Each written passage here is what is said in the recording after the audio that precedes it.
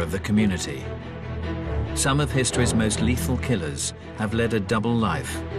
One part, Mr. Nice. He was there smiling on the cover. He was the poster boy. The other, homicidal maniac. I gotta kill her, I gotta kill her, I gotta kill her. Forensic psychologist Lou Schlesinger has spent decades delving into the minds of murderers.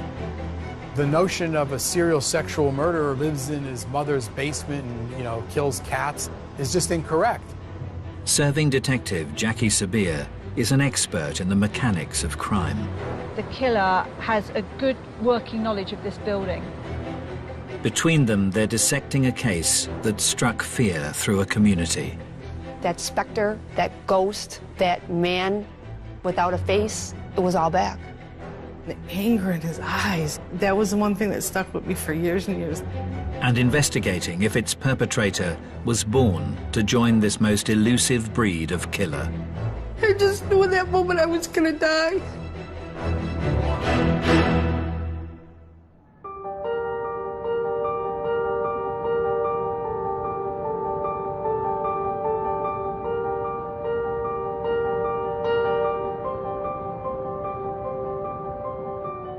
With over 20 years' experience in homicide, Detective Jackie Sabir has headed up some of Britain's most high-profile murder cases.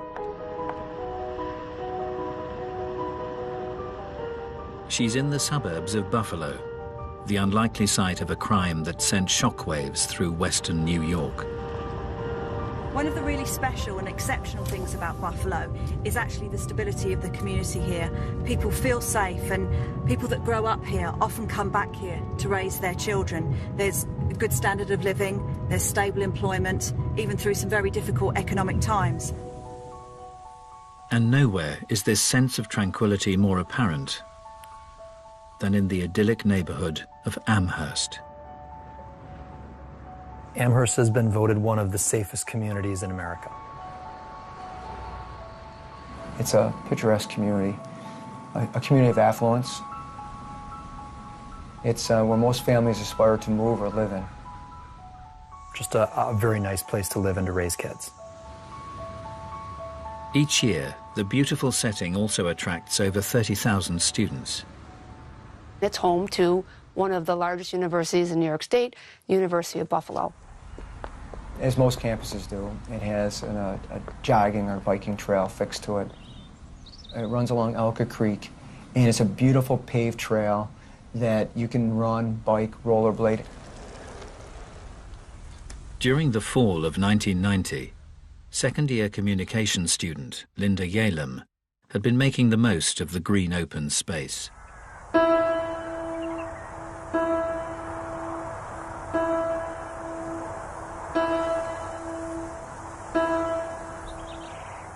Linda Yalem originally came from California. She was a marathon runner. She was training for the New York City Marathon. She's near the end of her training. She's only 5 weeks away. On the 29th of September, the 22-year-old stuck to her fitness regime. Linda Yalem left her dorm room that morning about 9:30 or so. It was a nice sunny day. She had a Walkman. She popped in a cassette, and she went out to do what she did all the time, run. Her roommates were expecting her back in a fair amount of time, and she just never came back.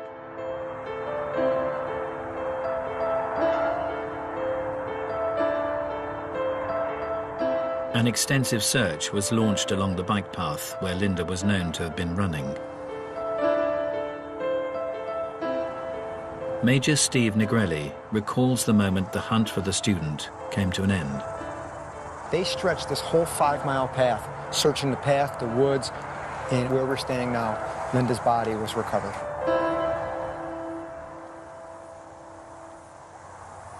She was shrouded with her sweatshirt covering her torso. Underneath the sweatshirt, her brassiere and t-shirt was lifted up, exposing her breast. Her pants were pulled down off of her one leg. Was there any signs of defensive injuries? She had numerous injuries upon her face, in her body, abrasions and bruises that indicated that she did try to fight her assailant. Despite her efforts, Linda's assailant cruelly controlled her. The assailant put duct tape over both her nose and her mouth. She was unable to gasp any air. In fact, she was sucking so hard that the duct tape was actually indented into her mouth. As the perpetrator raped his victim, he inflicted further torment through the use of a handled garrote. Why would someone use a garrote in that sort of case? What do you think he was doing with Linda? The garrote, by its very nature, where you can render someone unconscious just with a couple of twists, is a control mechanism. And what he did is he did a double loop. So if I could demonstrate, he just went over and back. And just by one hand, because now he had both broomsticks in his hand, he's able to tighten the garrote and bring his victims in and out of consciousness. They left signature garrote marks, ligature marks across her neck. You're very close to your victim. You're going to be looking in their eyes, aren't you? You're going to be able to see what you're doing to them, aren't you? That's correct. Forensic psychologist Lou Schlesinger has analysed the minds of some of history's most twisted serial killers. For him, the torturous technique carried out on Linda Yalem raises huge concerns. When you use a ligature or manual strangulation to kill someone, that tells me it's personal, because it's an inefficient way to kill somebody. It takes a long time. They could fight their way out of it. So when you kill with strangulation, that is almost always a sexual element involved, because you're seeing the victim suffer. And strangulation has been the sordid choice for a class of killer who only get their kicks out of this sadistic MO. During the 1980s, Virginia's South Side strangler, Timothy Spencer, created tourniquets from belongings found in his victims' homes. He had 2 socks wrapped around her neck and a 16-inch vacuum cleaner extension twisted in the ligature. Tampa Bay murderer Bobby Joe Long would bring his own ligature to the scene of the crime. Just left the ligature right on the victim. Why did he do it? Because for some reason that was arousing to him to see the victim lying there with the ligature just hanging off her. Right in here's where I killed her. This class of killer is perhaps topped by America's most prolific serial murderer. You think you put like five of them in there? Gary Ridgway was the archetypal guy next door, but in his hidden life, he strangled dozens of prostitutes. When I got through having a climax with her, I jumped on her. How much are you pulling on her neck? I'm pulling really hard on her neck. How? Just like this. What are you saying to her? Don't fight, and I'll let you go. No, Ridgway was never going to let him go. He got him in the strangulation hold, and he basically said to them, if you relax and just let me go through my little sexual thing, I'm going to let you go. And when she relaxed, he then strangled her and killed her. I'm feeling, I gotta kill her, I gotta kill her, I gotta kill her. They want to get close and touch the person as she's dying. This is what's stimulating for all of these individuals, like Gary Ridgway and Long, and so many of them who kill with that method.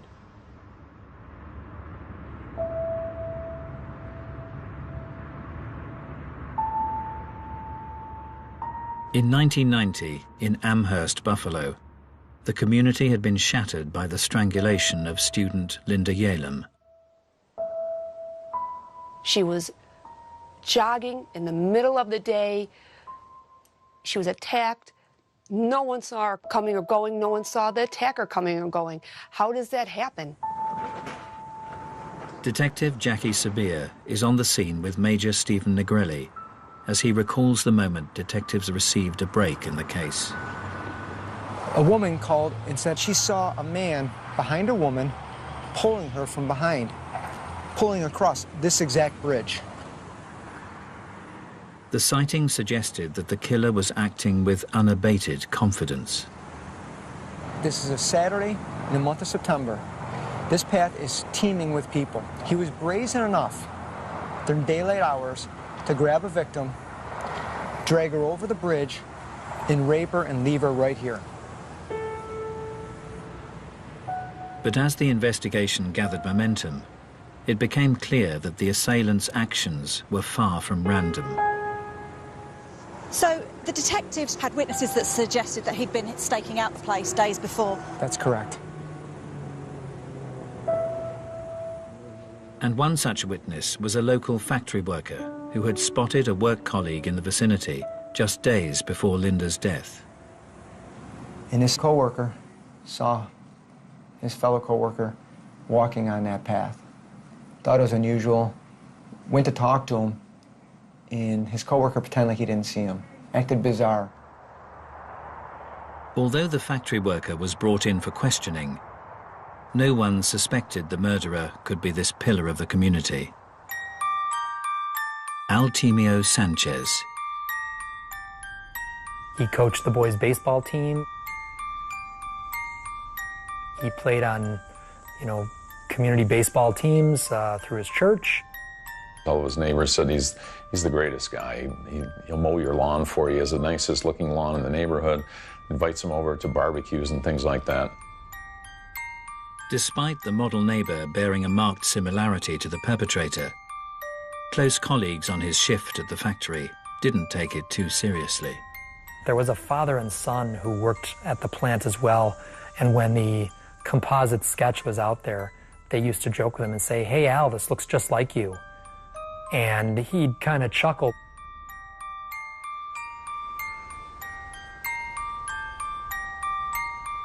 The residents of Buffalo couldn't imagine that the perfect husband and all-round good guy was concealing a double life.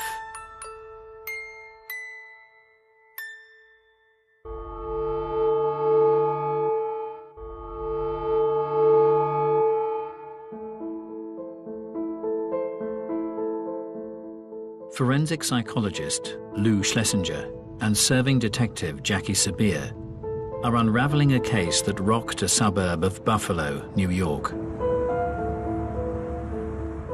In 1990, Amherst student Linda Yalem was sadistically raped and strangled on a local bike path. For Jackie Sabir, the killer's movements reveal a meticulous operator. This is an incredibly open public space, so for him to have the confidence to have staked out this location, knowing that he wouldn't be disturbed, starts really raising the levels of anxiety of the detectives. This wasn't a spontaneous assault. This was premeditated. And it appeared the calculated killer may have struck before. His technique resembled an MO displayed in a series of sex attacks, perpetrated by a character dubbed the Bike Path Rapist. The Bike Path Rapist first became known to me when I was a teenager. A girl from my high school had gotten raped.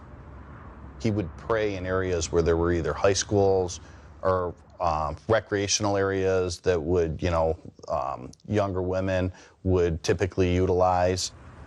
He was using a knife, he was using a gun, and then he started using the double ligature garrote. The period of attacks was so prolonged, Lisa Redmond's childhood memories would be brought sharply into focus as she pursued the rapist as an investigator. Did he cause any other injuries to the victims? Was there any other violence other than the actual sexual offence? One of the rape victims managed to get her fingers underneath the garrote, and he was choking her so hard it actually bent her fingers, and years later she showed me her fingers were still bent. The sex attacker cast his net wide over Buffalo's green open spaces. So we've got rapes down in this location in the south, we've got rapes here, we've got the University of Buffalo where Linda was killed, yes. So we've got a homicide up here. We've got clusters of locations where offences happen. These you would not know unless you had knowledge of that area. He's tailoring his crime, his location, to his victims.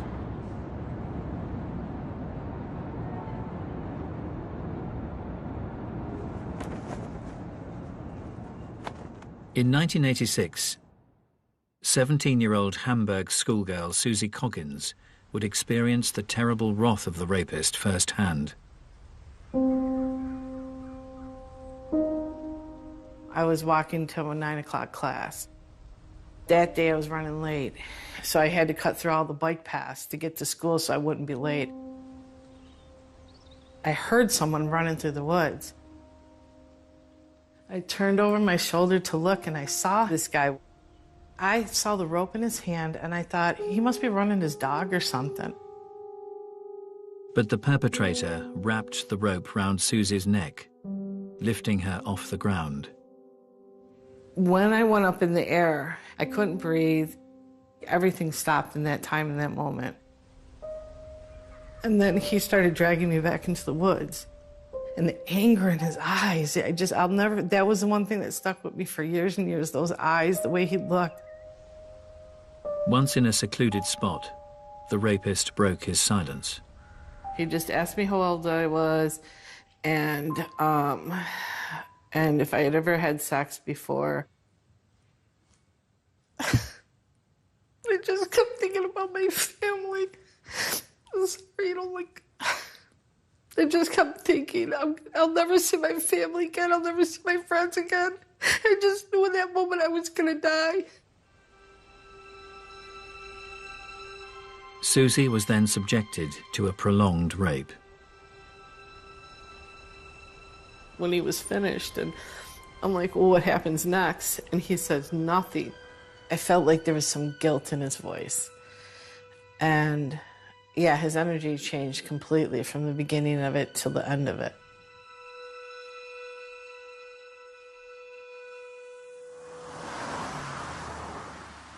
As police desperately pursued the rapist, charismatic factory worker Altemio Sanchez was as popular as ever. He was a jock. So people at work loved having him on their softball team, running with him, golfing him. He was an outstanding golfer. He was a guy that guys wanted to hang out with. Despite his jovial demeanor, Altemio Sanchez's start to life had been far from happy. As a child, he struggled academically, but Sanchez would insist his biggest challenge was out of school, living with his alcoholic mother. She would frequently remind Al, you weren't wanted. She openly told him during his life, when she was pregnant with him, that she actually bought kind of a concoction of drugs that would induce an abortion and use those drugs during her pregnancy. The unwanted child had been born into a turbulent home in 1958 in Puerto Rico. He was one of 4 children.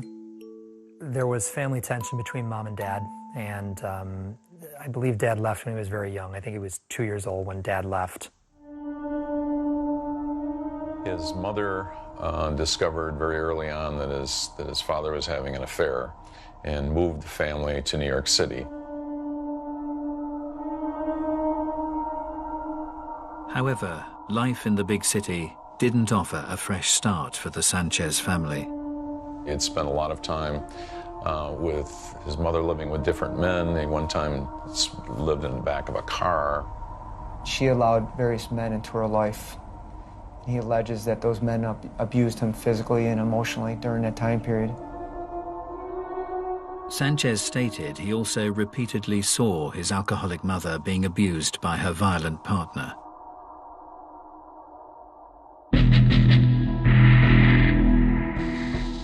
For forensic psychologist Lou Schlesinger, a child witnessing aggressive behavior against his maternal figure can have devastating consequences in later life.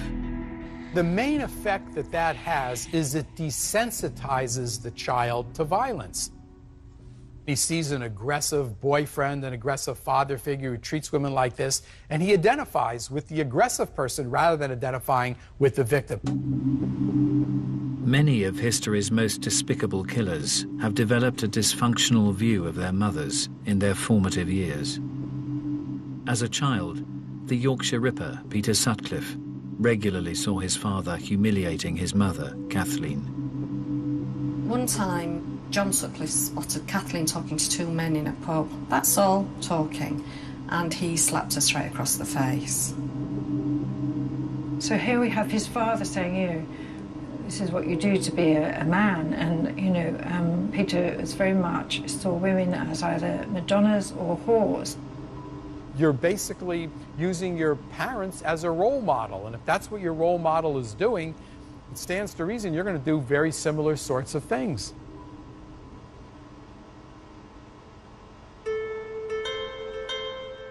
But this crucial mother-son relationship can be affected in other ways. Serial murderer Gary Ridgway's maladjusted view was at the other end of the spectrum. He talked about having some sexual feelings towards her. He described in some detail watching her when she was in a bathing suit and looking at her and thinking that she dressed pretty provocatively. During one bath, her robe fell open and she was naked underneath, and he felt aroused. Gary Ridgway is an individual whose mother was very sexually provocative in an overt sense. There's nothing more devastating psychologically for a boy to see that type of behavior in his mother. It usually doesn't end well at all.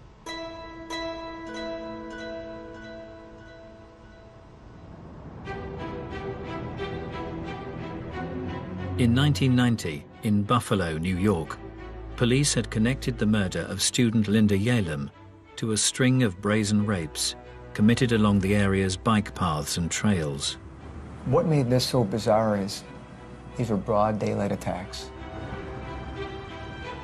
But then, for the next 2 years, the brutal crimes ceased. Poof. He vanishes off the radar.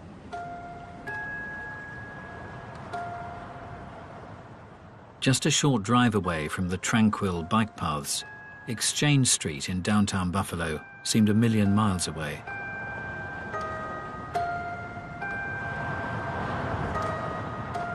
The red light district was worked by prostitute Majane Mazer. Majane Mazer was turning tricks. Sometimes she would stand on corners. A lot of times she would give her number to people and they would call her. But on an October night, the vulnerable 32-year-old was picked up by the wrong man. A John called her. She went out to the curb, got in his car, took off. She was never seen again.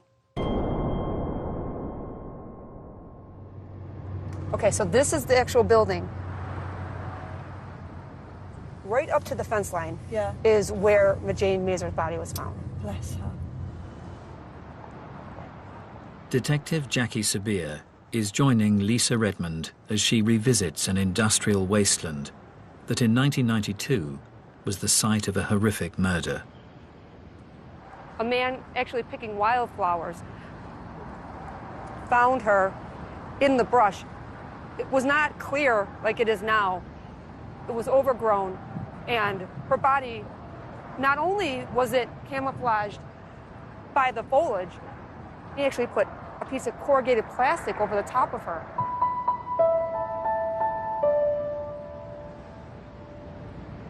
When her body was discovered, what condition was her body in? She was lying prone. There was a plastic bag right around her head at the neck, and then another garbage bag pulled over the top. On closer examination, Majane's cause of death was undeniable. There was evidence of ligature strangulation on Majane.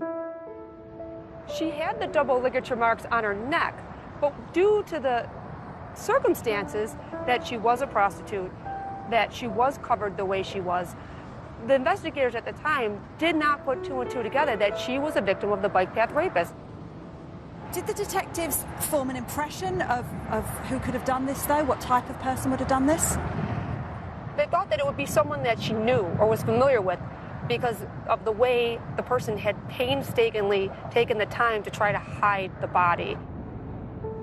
As police chased up leads, they were unaware that one of Majane Mazur's regular clients was a local family man leading a double life, Altemio Sanchez.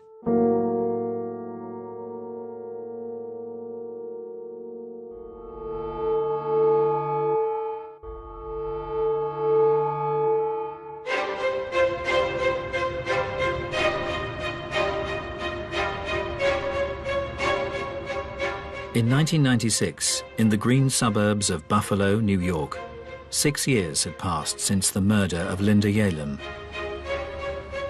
In the wake of her tragic death, the local community was determined the young student would never be forgotten.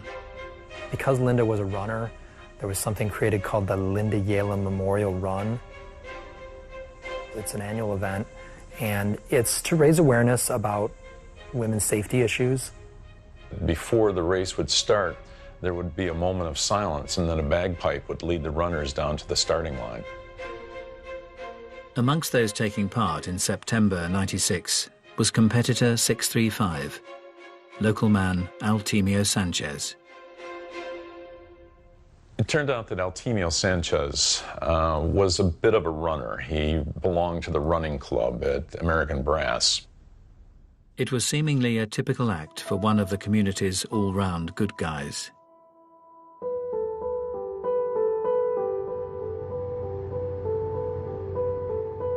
Detective Jackie Sabir has come to Cheektowaga, the neighborhood in which Altemio Sanchez set up home with his college sweetheart 10 years previously. Cheektowaga is an incredibly safe, quiet suburb, low crime, and it's great schools. And that's why Sanchez and his wife picked this location to raise their family. He had 2 sons. He was very involved in his community. Nothing remarkable about him.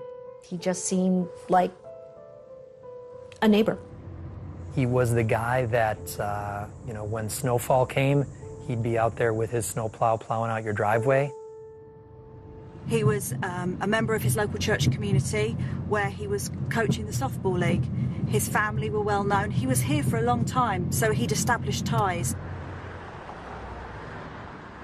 In his working life at a nearby brass factory, Sanchez was also well liked. Fellow worker Ken Chakai would regularly chat with the forklift driver as his night shifts drew to a close. And your first impressions of him? He was just a normal guy? Normal guy. Very nice guy. Soft-spoken. I can't say anything bad about him. Was Sanchez ever in trouble at work, or were there any issues? He was a good worker. Yeah. Was there any gossip about him, or rumours? He was good with the church, the community, his family belonged to the church. He's a great guy. Nobody in Buffalo believed that Altemio Sanchez had anything to do with the murder of Linda Yalem. Having worked extensively with the FBI, Professor Lou Schlesinger is fully aware that for many, a serial killer is hard to spot. The notion of every serial sexual murderer being weird and a loner, lives in his mother's basement and, kills cats is just incorrect. To further understand those capable of concealing a heinous double life, the psychologist is meeting an offender who ruthlessly targeted women. How did you feel when you were raping someone? Oh, I felt powerful. This inmate is a serial rapist who remained undetected within his community for over a year and a half. Someone knows very little about this topic. What could you say to help them understand the mind of a serial rapist? For me, I hated myself. I felt that I wasn't adequate. The sex offense is not about sex.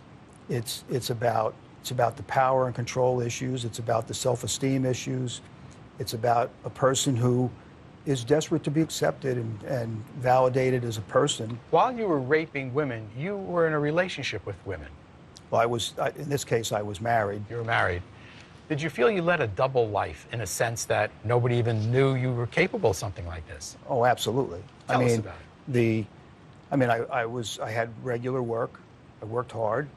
I was responsible. I enjoyed activities with other people. When different people that knew you from the community and whatnot realized what had happened, were they pretty shocked?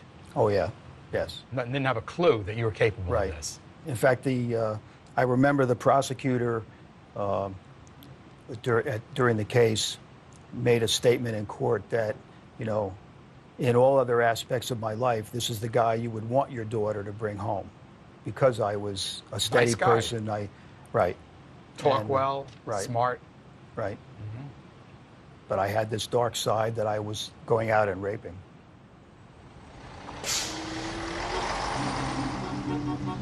In his work as a profiler, Professor Lou Schlesinger has also experienced this chameleon-like ability in a class of killer that remained invisible to all around them. There's a large group of serial sexual murderers who have families and are married and work and have friends and acquaintances. She got sick, got her a glass of water, comforted her a little bit, and then I went ahead and tied her up, and then put the bag over her head and strangled her. Over a 30-year period in Kansas, Dennis Rader murdered 10 people. All the while, the respected scout camp leader hid an assortment of sordid behavior, frequently tying himself up within the local woods. He was very big into autoerotica. What he did was to leave the campsite where the Boy Scouts were, and then he attached a camera on a cord and would take photographs of his accomplishments. Most people believe they can detect deviancy and particularly danger in others when they really can't in some cases. In Riverside County during the 1990s, model citizen Bill Suff's murderous identity was even more impenetrable. He was supplying equipment to the police department, the same police department that was investigating him. A homicide victim was found one morning when two of the investigators were with Bill, and their pager went off, and Bill made the comment to them, "Oh, did you find another body?" If a person interacts with you and makes jokes and seems like a normal guy, why would you possibly suspect that he's capable of such extreme deviancy?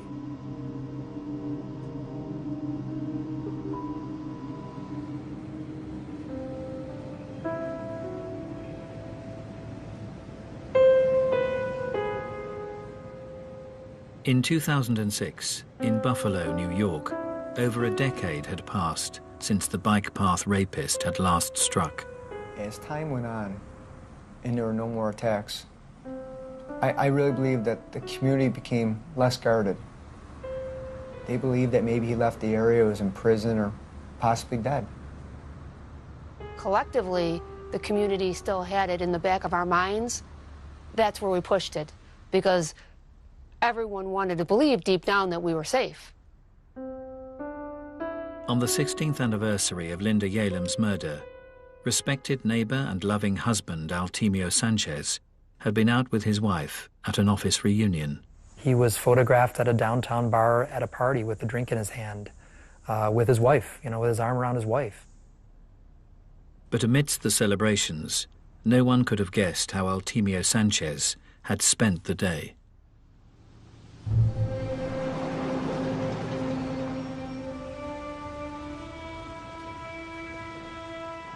A few hours earlier, in nearby Clarence, it had been a typical Friday morning for mother Joan Diver and her young family. They sat at the kitchen table and they had breakfast together. They talked about, maybe we go to a movie tonight because it's Friday night.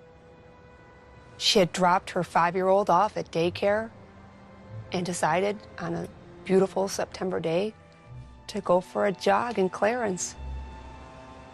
Joan parked her car in her usual spot before heading out along the bike path. But as the morning drew to a close, the 45-year-old didn't reappear from her run. At the normal time of pickup for daycare, Mom didn't show. Her son kind of stood at the window and looked out the window like, where's Mom? With no sign of Joan, an extensive search was mounted. Detective Jackie Sabir is joining Steve Negrelli as he retraces its final steps. A couple of Boy Scouts and a scout leader. They just want to help the diver family, so they were out here volunteering, searching. One of them kind of bent down, peered in, and he could see underneath the shrubbery and overgrowth, he could see what appeared to be a human hand.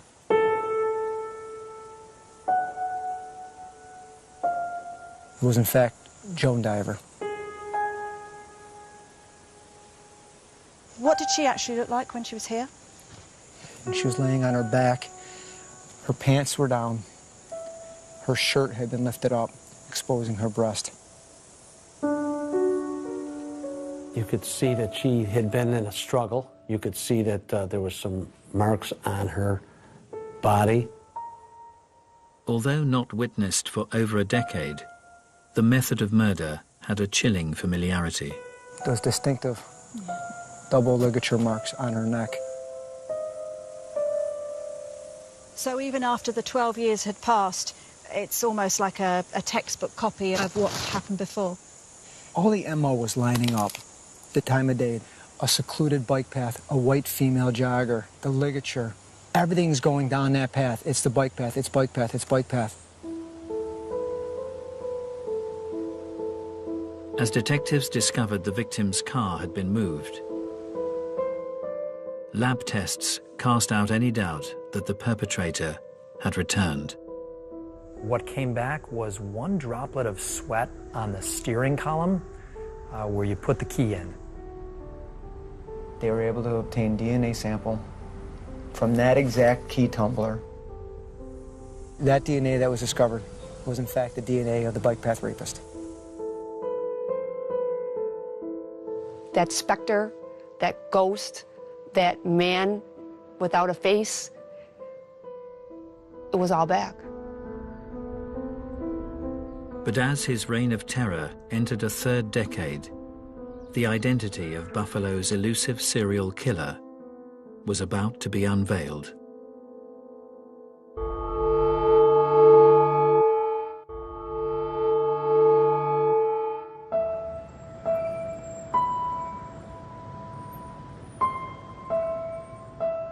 In September 2006 in Buffalo, the murder of jogger Joan Diver had marked the return of the bike path rapist after more than a decade's absence. As a serving detective, Jackie Sabir is in no doubt as to the impact of this tragic development. To come back after a 12-year break would have been an enormous shock to the team of investigators, because you have to relive and pull all of those files again and start practically from the beginning. With a DNA sample indicating an Hispanic male, the list of suspects shrank down until an historic case left just one name. There had been a rape, and the woman had seen the rapist a few days later at the mall, followed him out and got his license plate. As the owner of the vehicle had a cast-iron alibi, the lead had drawn a blank. But years later, as police recontacted him, the owner admitted a relation had borrowed the vehicle. We said, who was driving your car that night? And that's when the first time we heard this name, and he said it was my nephew. His nephew's name has popped up a couple times previous in this investigation. He said it was Eltimio Sanchez.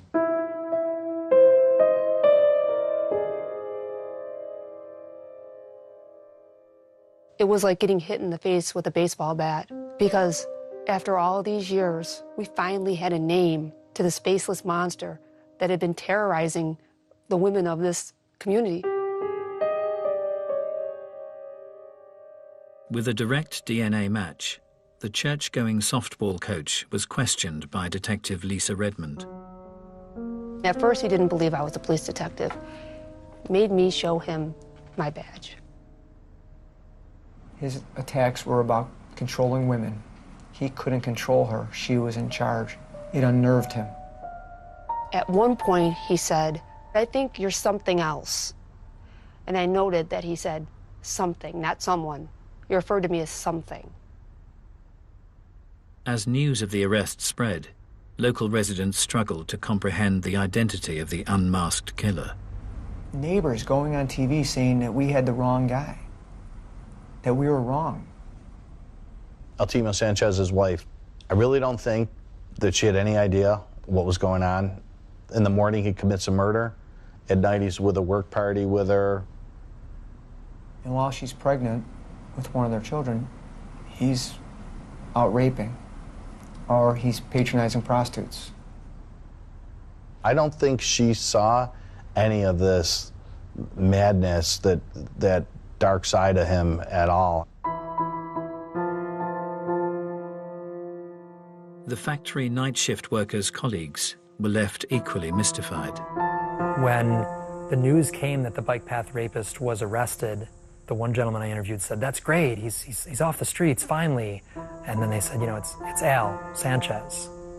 And he swore and said, "Why are you picking on Al? It couldn't be Al." But those who had experienced the dark side of Altimio Sanchez were in no doubt that police had got the right man. I remember running as fast as I could to the TV, and I'm like, oh my God, that's him. And I saw those eyes, and I just remember falling to my knees. I just started crying. It was finally over. It was finally over. Basically, what we had was a monster living amongst us that we never realized was there. In court, Altimio Sanchez would be sentenced for the murders of Linda Yalem, Majane Mazer, and Joan Diver. He's looking like he's a broken man. You know, his head's bowed, you know, his hands are clasped in front of him. Such a slap in the face to see him play that role, because he absolutely was not sorry for any of his victims. He was sorry he was caught. Whilst Altimio Sanchez presented himself as remorseful, other killers who deceived all around them have played out their final acts of freedom in different ways. Gary Ridgway quietly faced his victims. How do you plead to the charge of aggravated murder in the first degree, as charged in count 5? Guilty. Dennis Rader reveled in detailing his heinous crimes. I got on top of her and then strangled her with a belt at that time. But to fully appreciate these cold-blooded killers, Professor Lou Schlesinger believes you have to look to the past. If you want to understand an offender, don't go by how he appears in court. Take a look at what he did. What he did tells you what the offender is really like. And Altimio Sanchez's brutal history undoubtedly bears the hallmarks of this most dangerous class of killer. The guy next door who was simply invisible. Sanchez shares a characteristic of many serial sexual murderers. These offenders are in a class of their own, in as much as those who see them in their environment, and they don't see somebody who's mentally ill, who's psychotic, yet they all have a dark side, and they're extremely dangerous and extremely violent, although the average person doesn't see it.